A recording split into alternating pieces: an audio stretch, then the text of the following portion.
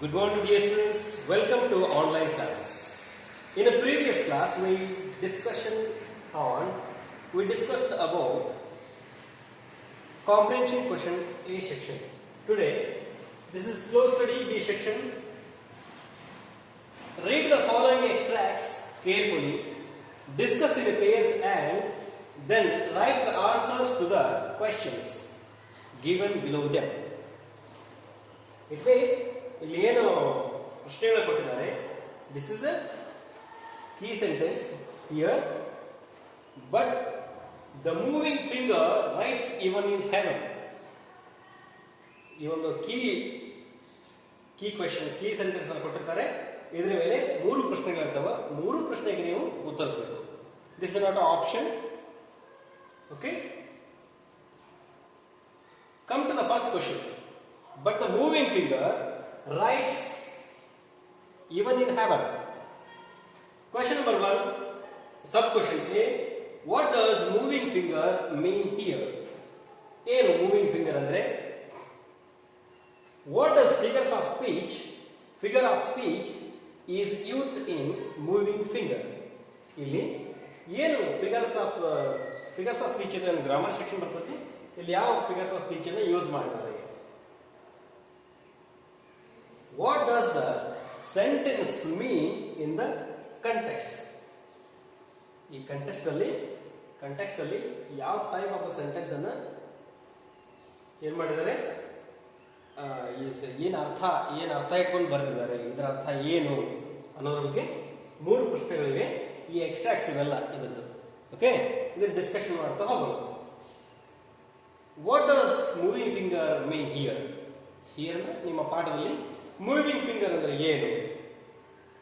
Moving finger ಅಂದ್ರೆ fate ಅನ್ನ, FAT, fate ಅಂದ್ರೆ ಹಣೆ ಬರಹ. ಮೂವಿಂಗ್ ಫಿಂಗರ್ ಅಂದ್ರೆ ಫೇಟ್ ಬರ್ಕೊಳ್ಳಿ. The fate, FAT. In the second question, what figure of speech is used in moving finger? Moving finger ಅನ್ನ ಏನ್ ಮಾಡ್ತಾರೆ ಅವರು? ಹೋಲಿಸ್ತಾರೆ. ಏನು ಹೋಲಿಸ್ತಾರ? ಹಣೆ ಬರಹಕ್ಕೆ ಹೋಲಿಕೆ ಮಾಡಿರ್ತಾರ.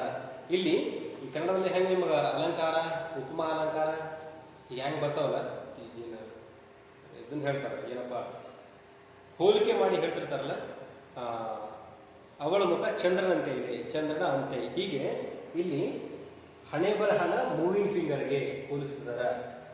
ಏನು ಇಲ್ಲಿ ಫಿಗರ್ಸ್ ಆಫ್ ಸ್ಪೀಚ್ ಯೂಸ್ ಮಾಡಿದಾರ ಅಂತ ಇಲ್ಲೊಂದು ಪ್ರಶ್ನೆ ಇದೆ. ಇಲ್ಲಿ ಯಾವುದು ಫಿಗರ್ ಆಫ್ ಸ್ಪೀಚ್ ಯೂಸ್ ಮಾಡಿರ್ತಾರೆ? ಇಲ್ಲಿ ಮಾಡಿದಂಥ ಫಿಗರ್ ಆಫ್ ಸ್ಪೀಚ್ ಸಿನೆಕ್ಟಾಕ್ ಅನ್ನೋದು types of one of the type of figure of speech. ಅದ್ರ ಬಗ್ಗೆ ನಾನು ಎಕ್ಸ್ಪ್ಲನೇಷನ್ ಕೊಡೋದಿಲ್ಲ, ಯಾಕಂದ್ರೆ when will go to the discussion on grammar section and particularly figures of speech, that time we will discuss, will brief detail ಆಗಿ ನಾವೇನು ಮಾಡೋವಾಗ in detail ಆಗಿ discuss about these in that topic. Okay, ಈ topic ಬಗ್ಗೆ ನಾವು ಆಮೇಲೆ discussion ಮಾಡೋಣ. ಈಗ ಬರ್ಕೊಳ್ರಿ. ಸಿನೆಕ್ಟಾಕ್, SYNECDOCE, ಸಿನೆಕ್ಟಾಕ್ ಅಂದ್ರೆ ಇಲ್ಲಿ ಒಂದು ಫಿಗರ್ಸ್ ಆಫ್ ಸ್ಪೀಚ್ ಅನ್ನ ಹೋಲಿಕೆ ಮಾಡಿ ಬರೆದಿರ್ತಾರೆ. Come to the C section. What does the sentence mean in the context? ಈ ಅರ್ಥ ಏನು? But the moving finger writes in heaven, ಇದರ ಅರ್ಥ ಏನು? ಯಾತ್ರೋಸ್ಕರ ಬರೋದು. Even in heaven fate played a role and made the aerial messenger send the man to the workers paradise by mistake. ಇಲ್ಲೇನಾಗ್ತದೆ, ಹಣೆ ಬರಹ ಅನ್ನೋದು, ಹಣೆ ಬರಕ್ಕೆ ಹೊಣೆ ಯಾರು ಅಂತ ಕೇಳ್ತಿರ್ತೀರಿ. ಹಣೆ ಬರಹ ಅನ್ನೋದಾಗಿರ್ತಂದ್ರೆ ನಾವೇನು ತಪ್ಪಿಸ್ಲಿಕ್ಕೆ ಆಗೋದಿಲ್ಲ ಅನ್ನೋ ಮಾತು ಕೇಳಿರ್ತೀರಿ. ಹಣೆ ಬರ ಹೆಂಗಿರ್ತಾರೆ ಅಂದ್ರೆ, ಈ ಲೈನ್ ಪ್ರಕಾರ ಸ್ವರ್ಗಕ್ಕೆ ಹೋದ್ರು ಹಣೆ ಬರ ಬಿಡೋದಿಲ್ಲ. ಸ್ವರ್ಗಕ್ಕೆ ಹೋದ್ರು ಹಣೆಯಲ್ಲಿ ಏನು ಬರೆದಿರ್ತದಲ್ಲ, ಸ್ವರ್ಗಕ್ಕೆ ಹೋಗೋದೇ ಹಣೆಯಲ್ಲಿ ಬರೆದಿರ್ತದೆ. ಆಮೇಲೆ ಬೈ ಮಿಸ್ಟೇಕ್ ಆಗಿ ಹೋಗೋದನ್ನ ಅವನ ಹಣೆಯಲ್ಲಿ ಬರೆದಿರ್ತದೆ. ಬೈ ಮಿಸ್ಟೇಕ್ ಆಗಿ ಹೋಗ್ತಾನ, ಹೋದ್ಮೇಲೆ ಅದು ಎಲ್ಲಿ ಹೋಗ್ತಾನ? ಸ್ವರ್ಗಕ್ಕೆ ಅಂದ್ರೆ ನಾರ್ಮಲ್ ಸ್ವರ್ಗಕ್ಕೆ ಹೋಗಲ್ಲ, ವರ್ಕರ್ಸ್ ಪ್ಯಾರಡೈಸ್ಗೆ ಹೋಗ್ತಾನ. ವರ್ಕರ್ಸ್ ಪ್ಯಾರಡೈಸ್ಗೆ ಹೋಗಿ ಸ್ವಲ್ಪ ದಿವಸ ಇರ್ತಾನೆ. By the mistake of aerial messenger, ದೇವದೂತ ಇರ್ತಾರಲ್ಲ, ದೇವರ ದೇವದೂತ ಅವರ ಒಂದು ತಪ್ಪಿನಿಂದಾಗಿ ಅವೇನಾಗ್ತಾನೆ ಸ್ವರ್ಗಕ್ಕೆ ಹೋಗಿರ್ತಾನೆ. ಅದಕ್ಕೆ ಹಣೆ ಬರ ಕೂಡ ಅಲ್ಲಿ ಒಂದು ತನ್ನ ಪಾತ್ರ ನಿರ್ವಹಿಸ್ತಿದ್ವಿ ಅಂತ ಹೇಳ್ತಾರೆ. Come to the second question.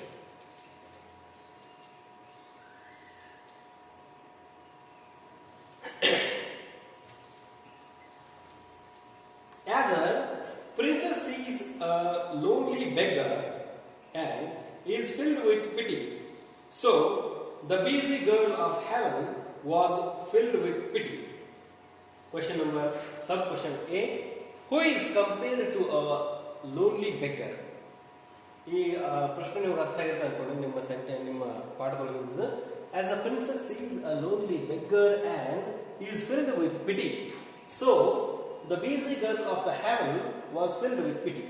ಅಲ್ಲಿ ಅವ ಏನು the wrong man always lay down or standing besides the torrent, he simply looked the water how it's flowing. ಅವ ಏನು ಮಾಡ್ತಿರ್ತಾರೆ, ಸಿಂಪ್ಲಿ ಸಮಯವನ್ನು ಹಾಳು ಮಾಡ್ತಾ ಎಲ್ಲಿರ್ತಾನಂದ್ರೆ ಹೋಗಿ ಆ ಟೊರೆಂಟ್ ಹತ್ರ, ಜಲಪಾತ ಹತ್ರ, ಹುಲ್ಲುಗಾಲು ಹತ್ರ ಹೋಗಿ ನಿಂತಿರ್ತಾನೆ.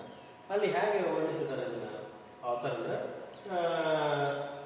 ಅಲ್ಲಿ ಟೊರೆಂಟ್ ಮಗು ನಿಂತಾಗ, ಟೊರೆಂಟ್ ಅಂದ್ರೆ ಇಲ್ಲಿ ಏನಂದ್ರೆ ಪ್ರಿನ್ಸಸ್, ಟೊರೆಂಟ್ ಅಂದ್ರೆ ರಾಜ ಇದ್ದಾಗ ಧುಮುಕಿ ಹೇಳ್ತಕ್ಕಂಥ ಏನದು ನದಿ ಇರ್ತಲ್ಲ, ಆ ಜಲಪಾತ, ಆ ರಭಸವಾದ ಪ್ರವಾಹ, ಅದು ರಾಜ ಇದ್ದಾಗ ಅದು ಯಾರು ನೋಡ್ತಾ ಇದೆ, ಒಬ್ಬ ಪೂವರ್ ಬೆಗ್ಗರ್ ನೋಡ್ತಾ ಇರೋ ಹಂಗ ಕಾಣಿಸ್ತಾ ಇದೆ. ಅಲ್ಲಿ ಅಲೋನ್ ಆಗಿ ಇವ್ ಒಬ್ಬನೇ ನಿಂತಿರ್ತಾನ. ಆಕೆಗೆ ಅದನ್ನೆಲ್ಲ ನೋಡಿ ಪಾಪ ಇವನಿಗೆ ಮಾಡ್ಲಿಕ್ಕೆ ಕೆಲಸ ಇಲ್ಲ, ಅದಕ್ಕೆ ಹೇಗೆ ನಿಂತಿದ್ದಾನೆ, ಇವಂಗೇನಾದ್ರು ಕೆಲಸ ಕೊಡುವಂತ ಪಿಟಿ ಅಂದ್ರೆ ಕರುಣೆ, ಆಕೆ ಕರುಣೆ ತುಂಬಿ ಬರ್ತದೆ. Who is compared to a lonely beggar. ಇಲ್ಲಿ ಲೋನ್ಲಿ ಬೆಗ್ಗರ್ ಅಂತ ಯಾರಿಗೆ ಕಂಪೇರ್ ಮಾಡಲಾಗಿದೆ ಅಂತ ಕೇಳ್ತಾರೆ. ಯಾರಿಗೆ ಕಂಪೇರ್ ಮಾಡಲಾಗಿದೆ ಇಲ್ಲಿ? ಸಿಂಪ್ಲಿ ಆಲ್ರೆಡಿ ಪ್ರಶ್ನೆಯಲ್ಲೇ ನಿಮ್ಗೆ ಆನ್ಸರ್ ಹೇಳಿದ್ದೀನಿ. ಯಾರಿಗೆ ಲೋನ್ಲಿ ಬೆಗ್ಗರ್ ಅಂತ ನಾವು ಕಂಪೇರ್ ಮಾಡಬಹುದು?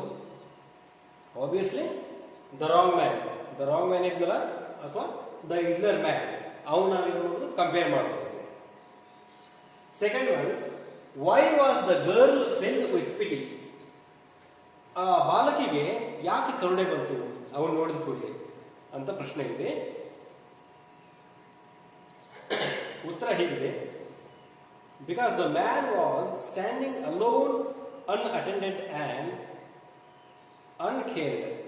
He was not doing any purposeful work but wasting his time. ಅವೇನ್ ಮಾಡ್ತಾರ, simply he waste his time and alone ಆಗಿ ಯಾರು ಅವ್ನು ಕೇರ್ ಮಾಡ್ತಾರಲ್ಲ ನಿಂತಿರ್ತಾನೆ. ಅದಕ್ಕೋಸ್ಕರ ಅವಾಗ ಆಕೆಗೆ ಕರುಣೆ ತುಂಬಿ ಬರ್ತದೆ. ನೀವು ಬರ್ಕೋಬಹುದು ಈ ಆನ್ಸರ್ನ. He was not doing any purposeful work but wasting his time because the man was standing alone, unattended and uncared. ಅವನು ಯಾವುದೇ ಕಾಳಜಿ ಇಲ್ಲದೆ, ಯಾರೋ ಅವ್ನು ನೋಡ್ತಾರಲ್ಲ, ಏಕಾಂಗಿ ನಿಂತಿರ್ತಾರ, ನಿಂತಿದ್ದಕ್ಕೋಸ್ಕರ ಇಲ್ಲಿ ಆ ಬಾಲಕಿಗೆ ಕರುಣೆ ಬರ್ತದೆ. Third one, how did the girl offer to help him? How she offered him? The question is like this: she offered him a work if he liked. Write down the answer. She offered him the work if he liked. ಅಂದ್ರೆ ಅವನು ಯಾವ ಕೆಲಸವನ್ನು ಇಷ್ಟಪಡ್ತಾನ ಆ ಕೆಲಸ ಅವನಿಗೆ ಒಪ್ಪಿಸ್ಬೇಕು, ಅವ್ನಿಗೆ ಕೆಲಸ ಕೊಡಬೇಕು ಅನ್ನೋದು ಅವಳನ್ನ ಒಂದು ಭಾವನೆ ಬಂದಿರ್ತದೆ. ಅದಕ್ಕೆ ನೀನೇ ಯಾವ್ದಾದ್ರು ಕೆಲಸ ಮಾಡ್ತೀಯ ಅಂತೇಳಿ ಕೇಳ್ತಾರೆ. Okay, come to the third question.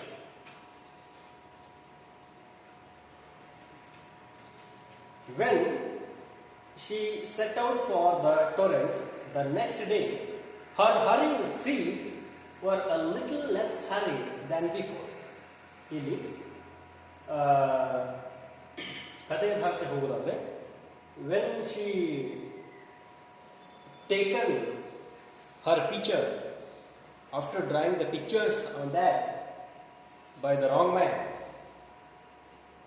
she went her home and a whole night spent with that, and next day she go to the torrent.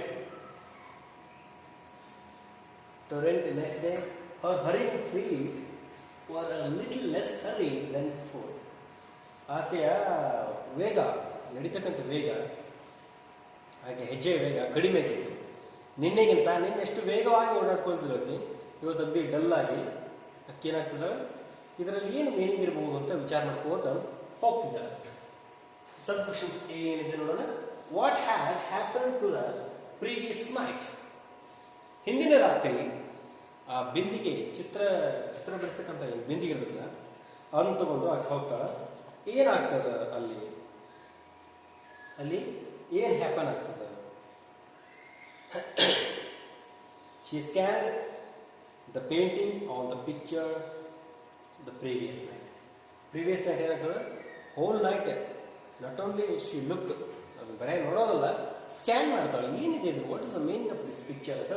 Yesterday night she scan the picture on her picture.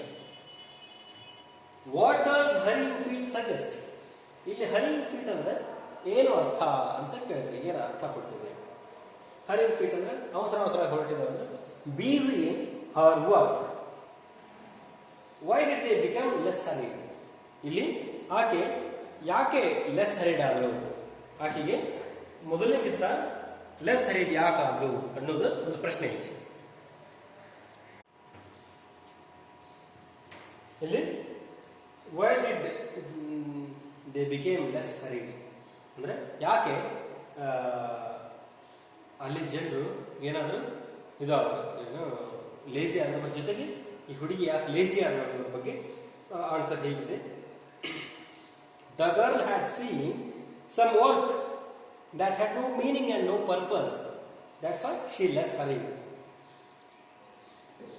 At all but very beautiful, she spent time in admiring and also realized that one can do something for mere enjoyment with may not have any utility. Write down it. Barcode answer hegide. The girl had seen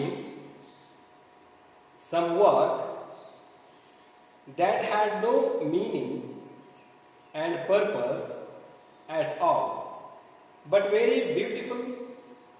She spent time in admiring and also realized that one can do something for mere enjoyment which may not have any utility. ಅಂದರೆ ಯಾಕೆ she less ಹರಿಡ್ ಅಂದರೆ ಆಕೆ ಆರ್ಟನ್ನು ನೋಡೋದ್ರಲ್ಲಿ, ಆಮೇಲೆ art ಬಗ್ಗೆ ಆಸಕ್ತಿ ವಹಿಸೋದ್ರಲ್ಲಿ busy ಆಗ್ತಾಳೆ. ಎಷ್ಟು ಚೆನ್ನಾಗಿದೆ ಅಂತ ಹೊಗಳಿಕ್ಕೆ ಶುರು ಮಾಡ್ತಾಳೆ. ಈ ಅನ್ಯೂಸ್ಫುಲ್ ವರ್ಕಲ್ಲಿ ತೊಡಗುತ್ತಾಳೆ. ಅದಕ್ಕಾಗಿ ಬಿಕೇಮ್ ಲೆಸ್ ಹರಿಡ್ ಆಗ್ತಾಳೆ. ಅಂದರೆ ಅನಾವಶ್ಯಕ ವಸ್ತುಗಳಲ್ಲಿ ಕಲರ್ ರಿಬ್ಬನ್ಸನ್ನು ತನ್ನ ಹೇರ್ಗೆಲ್ಲ ಹಾಕೊಳ್ಳಿಕ್ಕೆ ಶುರು ಮಾಡ್ತಾಳೆ. ಅಲ್ಲಿ ಸಿಕ್ಕಾಪಟ್ಟೆ ಟೈಮ್ ಇನ್ವೆಸ್ಟ್ ಮಾಡ್ತಾಳೆ. ಪೇಂಟಿಂಗ್, ಸ್ಕಲ್ಪ್ಚರಿಂಗ್ ಎಲ್ಲ ಕಲಿಸ್ಕೊತಾಳೆ. ಅಲ್ಲೆಲ್ಲ ಸಿಕ್ಕಾಪಟ್ಟೆ ಟೈಮ್ ಮಾಡ್ತಾ. That's why she less hurried. Okay, ಇನ್ನು ಪ್ಯಾರಾಗ್ರಾಫ್ ರೈಟಿಂಗ್ ಇದೆ. ಇದೇನೈತಿ, ನಾನು ನಿಮಗೆ I will give notes through the WhatsApp. Okay, come to the next session. Come to the next activity.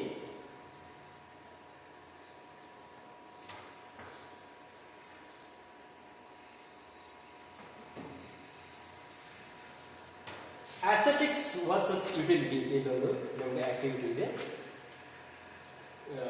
Small activity ನಿಮಗೆ ತಿಳ್ಕೊಳ್ಳಿಕ್ಕೋಸ್ಕರ. ಆಸ್ಥೆಟಿಕ್ಸ್ ಅಂದ್ರೆ ಏನು? ಆಸ್ಥೆಟಿಕ್ಸ್ ಅಂದ್ರೆ what is the meaning of utility? ಇದಕ್ಕೆ ಏನು ವ್ಯತ್ಯಾಸ ಇದೆ? ವರ್ಸಸ್ ಆಸ್ಥೆಟಿಕ್ಸ್ ಅಂದ್ರೆ ಸೌಂದರ್ಯ ಶಾಸ್ತ್ರ.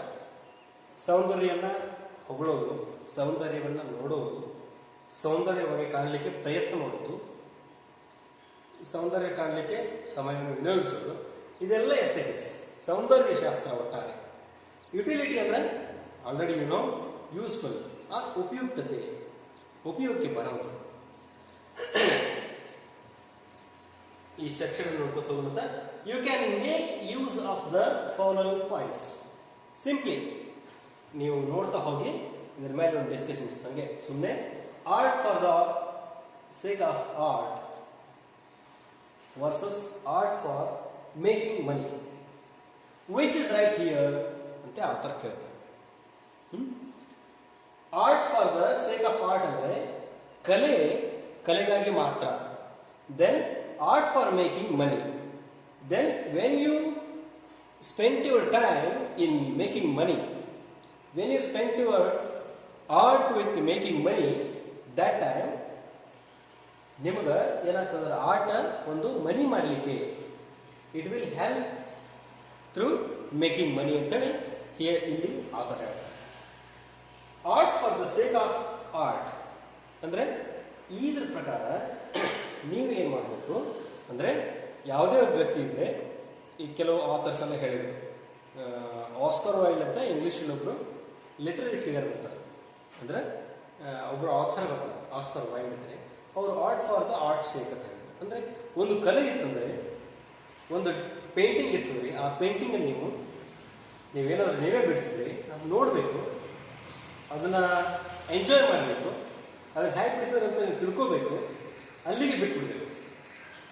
ಅದರಿಂದ ಬೇರೆ ಏನು ನೀವು ಲಾಭ ತೆಗೆದುಕೊಳ್ಳೋ ಹಾಗಿಲ್ಲ. Art for the art sake ಅಂತ ಹೇಳ್ತಾರೆ.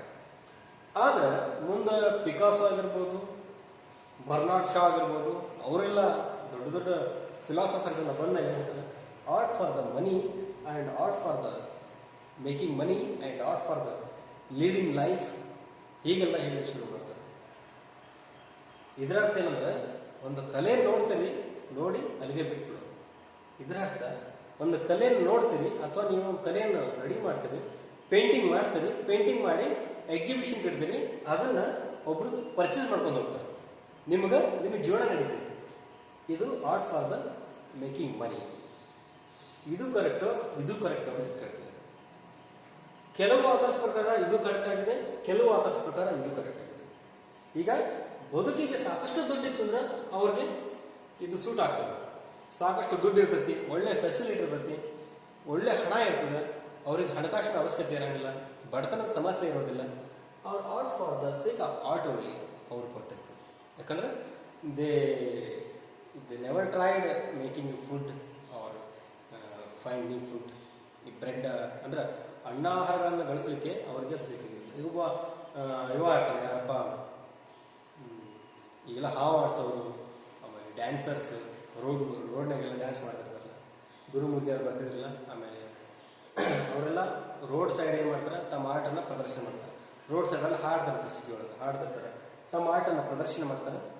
ಅದಕ್ಕೋಸ್ಕರ ಚೆನ್ನಾಗಿ ಹಾಡ್ತಿದ್ದಾನೆ, ಇವ್ನು ಕುರುಡಿದ್ರು ಚೆನ್ನಾಗಿ ಹಾಡ್ತಾನೆ ಅಂತ ನಾವು ದುಡ್ಕೋತೀವಿ. ಅಥವಾ ಪೇಂಟಿಂಗ್ ಮಾಡ್ತಿರ್ತಾರೆ, ಕೆಲವರಿಗೆ ಕೈ ಇರಂಗಿಲ್ಲ, ಪೇಂಟಿಂಗ್ ಮಾಡ್ತಾರೆ, ಅವ್ರು ಪೇಂಟಿಂಗ್ ಕೊಂಡ್ಕೋತಾರೆ. Art for the money sake. Then knowledge for the sake of knowledge. ಇದೇ ರೀತಿ ನೀವೇ ಜ್ಞಾನವನ್ನು ಗಳಿಸ್ತಿಲ್ಲ, ಜ್ಞಾನಕ್ಕೋಸ್ಕರ ಅಷ್ಟೇ ಮೀಸಲಿಡಬೇಕು, ಅದನ್ನು ಎಲ್ಲಿ ಬಳಸ್ಕೋಬಾರ್ದು ಅಂತ ಇಲ್ಲಿ ಹೇಳ್ತಾರೆ. Here knowledge for the sake of a job. Here ಇಲ್ಲೇ ಹೇಳ್ತಾರೆ ಅಂದ್ರೆ ನಾಲೆಡ್ಜ್ ಆಗ್ಬೇಕಂದ್ರೆ we must lead a life, that's why we want job. ಅಂದ್ರೆ ನಮಗೊಂದು ಜಾಬ್ ಬೇಕಾಗಿದೆ, ಅದಕ್ಕೋಸ್ಕರ ನಾವೇನು ಮಾಡ್ತೀವಿ, ಓದ್ತೀವಿ ಅಂತ ಹೇಳಿ ಏನು ಹೇಳ್ತಾರೆ. ಇಲ್ಲೇ ಹೇಳ್ತಾರೆ ಜ್ಞಾನಕ್ಕಾಗಿ ಓದ್ರಿ, ಜ್ಞಾನಕ್ಕಾಗಿ ಜ್ಞಾನವನ್ನು ವಿನಿಯೋಗಿಸಿ. ಇಲ್ಲಿ ಜ್ಞಾನಕ್ಕಾಗಿ ಓದ್ಬೇಡ್ರಿ, ಜ್ಞಾನಕ್ಕೆ ನೀವೇನೋ ಜ್ಞಾನ ಗಳಿಸೋದಿದ್ರೆ ಜಾಬ್ಗೋಸ್ಕರ ಬಳಸಿ. ಇವತ್ತಿನ ಸಿಚುವೇಶನ್ ನಡೀತಿಲ್ಲ, ಕರೆಂಟ್ ಸಿಚುವೇಶನ್, ಇದೆಲ್ಲ ಜ್ಞಾನಕ್ಕೋಸ್ಕರ, ಜಾಬ್ಗೋಸ್ಕರ ಏನು ಮಾಡೋದು, ನಾವು ಪುಸ್ತಕಗಳು ಓದ್ತೇವೆ. ಇದು ಕರೆಕ್ಟೇ, ಅದು ಕರೆಕ್ಟೇ. ಹ್ಯಾಕ್ ಕರೆಕ್ಟ್ ಅಂದರೆ ಈಗ ಜೀವನ ನಡೆಸಲಿಕ್ಕೆ ನಮಗೊಂದು ಜಾಬ್ ಬೇಕು. ಓಕೆ, ಜಾಬ್ಗಾಗಿ ಒಂದಿಷ್ಟು ನಮ್ಗೆ ಬೇಸಿಕ್ ಸ್ಕಿಲ್ಸ್ ಬೇಕು, ನಾಲೆಜ್ ಬೇಕು. ಆಮೇಲೆ ಇದು knowledge for the knowledge sake of the knowledge ಅಂದರೆ ಜ್ಞಾನನೂ ಬೇಕು, ಅದು ಕೇವಲ ಜ್ಞಾನಕ್ಕೋಸ್ಕರ ಅಷ್ಟೇ ಆಗಬಾರ್ದು, ಜೀವನ ನಡೆಸಲಿಕ್ಕೂ ಆಗಬೇಕು. ಓಕೆ, ಇದಕ್ಕಿಂತ this one is better. In third one, man is not satisfied with bread alone. ಅಂದ್ರೆ ಮನುಷ್ಯನಿಗೆ ಬರೀ ಅನ್ನ ಆಹಾರ ಇದಷ್ಟೇ ಕೊಟ್ಟರೆ ಅವನಿಗೆ ಸ್ಯಾಟಿಸ್ಫೈ ಆಗೋದಿಲ್ಲ. ಅವನಿಗೆ ಏನು ಬೇಕು, ಬರೀ ಒಬ್ಬ ಹಸಿದವನಿಗೆ ಊಟ ಎಲ್ಲ ನಾವು ನೀರು ಕೊಟ್ಬಿಟ್ರೆ ಅವ್ನು ಹೊಟ್ಟೆ ತುಂಬ್ತದೆ, ಅಷ್ಟಕ್ಕೆ ಮನುಷ್ಯ ಸ್ಯಾಟಿಸ್ಫೈಡ್ ಆಗ್ತಾನೆ? ನೋ. ಕೆಲವು ಆಸೆಗಳು ಹುಡ್ತವೆ, ಕೆಲವು ಆಸೆಗಳೆಲ್ಲ ಐತೆ ಜಗತ್ತನ್ನು ಸುತ್ತೋದಿರ್ಬೋದು, ಹೊಸ ಹೊಸ ಪ್ಲೇಸನ್ನು ನೋಡೋದಿರ್ಬೋದು, ಹೂಗಳನ್ನು ನೋಡೋದಿರ್ಬೋದು, ಕಲರ್ಸನ್ನು ನೋಡೋದಿರ್ಬೋದು, ಲೈಟ್ಸನ್ನು ನೋಡೋದಿರ್ಬೋದು. ದೀಪಾವಳಿ ಎಲ್ಲ ಲೈಟ್ಸ್ ಹಾಕಿರ್ತಾರಲ್ಲ ಅಂತ ಲೈಟ್ಸನ್ನು ಕಣ್ಣಿಂದ ಆನಂದ ಪಡೋದಿರ್ಬೋದು, ಡ್ರಾಯಿಂಗನ್ನು ಮಾಡೋದಿರ್ಬೋದು, ನೋಡೋದಿರ್ಬೋದು, ಸಿನಿಮಾಗಳನ್ನು ನೋಡೋದಿರ್ಬೋದು. ಈ ರೀತಿ ಎಲ್ಲ ಏನಾಗ್ತದೆ ಅಂದರೆ ಮನುಷ್ಯನಿಗೆ ಬೇರೆ ಬೇರೆ ಸ್ಯಾಟಿಸ್ಫ್ಯಾಕ್ಷನ್ಸ್ ಎಲ್ಲ ಇರ್ತಾ ಹೋಗ್ತಾ. ಈ next class we discuss on vocabulary exercises.